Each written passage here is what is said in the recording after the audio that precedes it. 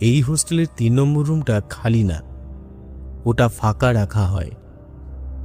লোকমুখে শোনা, যে এই রুমে থাকে সে প্রথম রাতে কিছুই টের পায় না, দ্বিতীয় রাত থেকে শুরু হয়।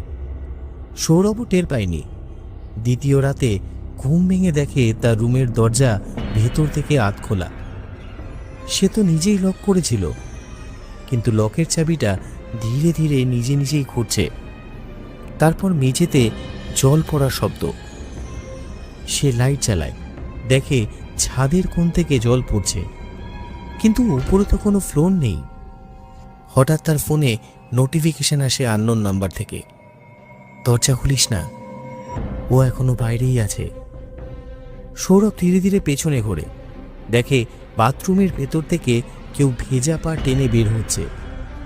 পরের দিন সকালে রুমটা আবার খালি পাওয়া যায়, কিন্তু দেয়ালে ভেজা আঙ্গুল দাগে লেখা, ওকে ঢুকতে দিলাম, এবার তুই থাক। তারপর থেকে আজও রাত 2টোর পর 3 নম্বর রুম থেকে দুজনের হাঁটার শব্দ শোনা যায়।